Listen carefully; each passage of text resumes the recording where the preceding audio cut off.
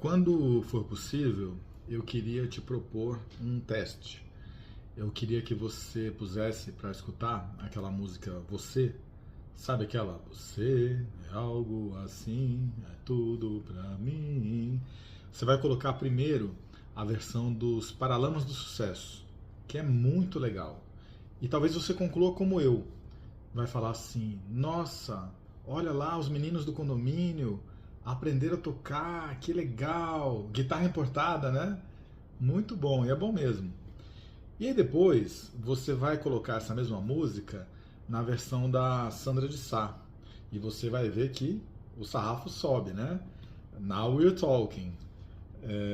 Sandra de Sá, sensacional, sou um grande fã desde muito pequeno. Mas aí, finalmente, você vai colocar aquela que eu considero a versão definitiva. Você vai colocar na voz de Tim Maia.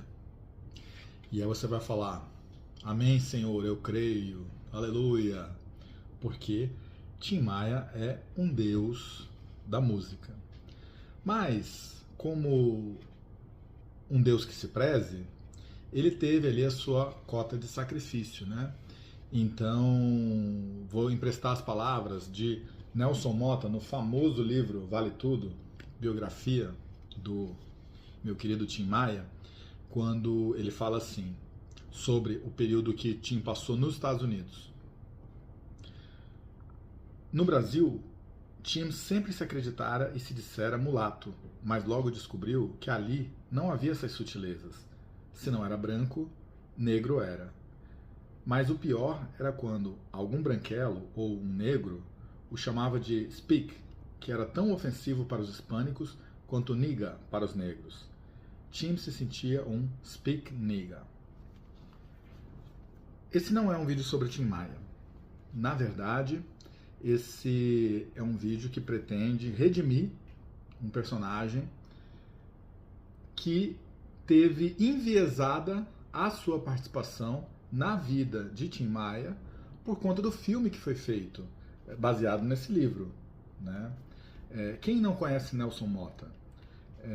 Produziu tantos hitmakers do Brasil, né? Guilherme Arantes, Lulu Santos, um porta-aviões, bombardeiro, o Nelson, sabe tudo, né?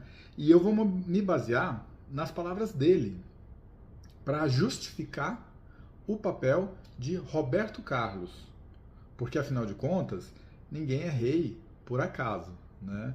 E depois de ver o filme, acho que da Globo, ficou aquele elan, assim, aquele gosto, né, de que o Roberto deu as costas pro Tim, que poderia ter ajudado mais e coisa e tal.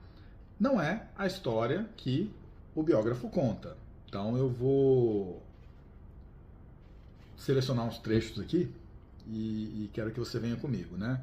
Então, primeiro, né? Sabe que Tim Maia não era flor que se cheirasse, né? Ele fez tudo o que quis e, como tal, colheu as consequências de ser o espírito livre que era, para o bem ou para o mal. Mas deixa o Motta falar. Na cadeia, ouvia Jorge Ben, Wilson Simonal e Roberto Carlos o dia inteiro no rádio dos carcereiros. Lia notícias sobre o sucesso deles em jornais e revistas velhas que circulavam no presídio. Chocado com a reportagem, Roberto Carlos compra seu 8º carrão. Jurou que, quando saísse dali, ia procurá-lo em São Paulo. Adotaria o nome artístico de Tim, só Tim, sem sobrenome, e gravaria discos, faria shows, ficaria rico e famoso. Só precisava de uma chance. Vocês sabem, se vocês viram o filme e o livro confirma a história, Tim, Roberto e Erasmo tiveram uma banda de rock na adolescência, chamada os Sputniks. Mas aí, não sou eu que vou aqui julgar quem era o mais narcisista, né? Eles se desentenderam e o Roberto foi demitido pelo Tim Maia, né? Era um projeto menor, né? Eles eram muito jovens, mas isso é verdade, né? Vou continuar aqui o livro. Diz o Tim: Ô, meu irmão, o Roberto aprendeu tudo comigo, mas o Roberto é branco, meu irmão, branco não dá. O que ele tem é que me botar na Jovem Guarda, mas ele tem medo porque sabe que eu entro e acabo logo com a banca dele. Se era difícil encontrar Roberto, era impossível falar com ele, sempre cercado por um monte de gente, secretários, seguranças e puxa-sacos. Tim achava que Roberto não queria chamá-lo, porque a Jovem Guarda era um programa de bons moços, e ele era o Tim que puxava a cadeia e fumava maconha. O que eu falei, né? A questão das escolhas. Mas o livro continua. Então ele fala assim... Nice era a esposa do Roberto Carlos, né? E diz assim: Nice já tinha ouvido falar nele. Roberto dizia que ele cantava muito, mas era um doidão. Mas ela o achou muito simpático, gostou do seu jeito malandro de falar, se compadeceu de sua sorte e prometeu interceder junto a Roberto.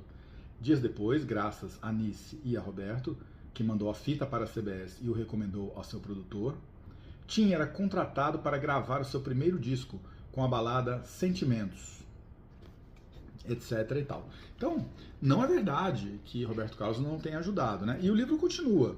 Ele fala assim: as rádios certamente concordaram e não tocaram, a imprensa ignorou, as lojas não venderam e Tim foi dispensado da CBS. Mas, graças a Roberto e Nice, Tim foi finalmente convidado a cantar na Jovem Guarda. Pena que as botas que Roberto tinha lhe dado, com a maior boa vontade, fossem bem menores do que o seu pé. Mas mesmo assim, Tim as usou na sua apresentação na TV. Gente, esse livro é muito bom, viu? Deixa eu mencionar aqui a editora, né? Vale Tudo, O Som e a Fúria, de Tim Maia. Editora Ponto de Leitura, né? O Nelson Mota não precisa apresentar, né? Bom, o Roberto, como todos nós, pode ter lá seus fricotes, pode ter as suas manias, né? Tem uma história de que ele não quis gravar aquela música Se Eu Quiser Falar com Deus, que acabou sendo gravada pelo Gil, porque tem uma frase lá que diz que quem quiser falar com Deus tem de comer o pão que o diabo amassou, né? Mas assim, né, você não pode julgar o livro pela capa, né? E o Roberto tem muita história, né? E fatalmente ajudou e ajuda muita gente, né? Basta ver, estou me colocando aqui no lugar de um músico, a banda dele tá com ele, ó, desde que o mundo é mundo, né? Então, não é à toa, né? Vamos aqui continuar falando o seguinte ainda, olha que passagem bonita, né? A única pessoa na face da Terra com autoridade sobre Tim Maia era sua mãe, Dona Maria Imaculada, de 85 anos. Além de dedicar-lhe todos os seus discos, Tim não partia para uma viagem de avião sem antes pedir-lhe a bênção e obedeceria cegamente às suas ordens. Mas tanto respeito e devoção também lhe criavam problemas. Todas as vezes que estava com dificuldades para trazer Tim ao seu programa, Chacrinha ligava para ela e resolvia tudo. Tim reclamava da malandragem do velho safado, mas não ousava faltar. Os amigos de Tim e da família também tinham muito carinho e respeito pela matriarca dos Maia. Roberto Carlos, religioso como era, jamais deixara de lhe telefonar nas vésperas de Natal, de qualquer lugar do mundo em que estivesse, para lhe desejar paz e amor e agradecer pela mesa farta em tempos de vacas magras. Porque Roberto, quando veio do Espírito Santo, jovem, ele se hospedou na pousada que era gerida pelos pais de Tim Maia, ali que eles se conheceram, no Rio de Janeiro. Então, a verdade é que estamos falando aqui de estrelas, né? Pessoas que nos inspiram e que fazem a nossa vida melhor com o seu talento, com as suas letras, né? Eu considero o Tim o melhor músico do Brasil, né, na minha lista, né? Embora o lirismo do Vinícius de Moraes também não fique atrás, né? Mas são segmentos diferentes, né? E o fato é, para a gente concluir, muito daquele desembaraço, daquela extroversão, né, daquele perfil bonachão do Tim Maia, como só ia acontecer, né, como Freud explica, escondia ali um coração partido, né? Isso fica muito claro no trecho aqui que eu vou ler para vocês, que é bastante revelador. Então vamos lá, com a palavra Nelson Mota. O dinheiro do adiantamento da gravadora se consumia em sonhos, empadinhas, croquetes e fitas de gravação. Sozinho em casa, Tim gravava e regravava vozes e músicas, ensaiava com as bases, imaginava arranjos. O entra e sai de Brutus continuava. Glauco e Fábio aproveitavam a juventude, o sucesso e a recente chegada da pílula anticoncepcional ao Brasil, que provocara nas meninas o efeito de um festivo estouro da boiada, celebrando o fim de séculos de medo e opressão. Era um beber e um dar sem conta, dizia o poeta Vinícius de Moraes nas mesas do Antônios. E Tim sempre sozinho, com seu gravador, via, com olhos compridos, todas aquelas garotinhas gostosas, e mesmo as nem tanto, entrando alegres nos quartos com Glauco e Fábio. Depois ouvia risos, gemidos e gritos. Ligava o gravador e cantava com tristeza e raiva.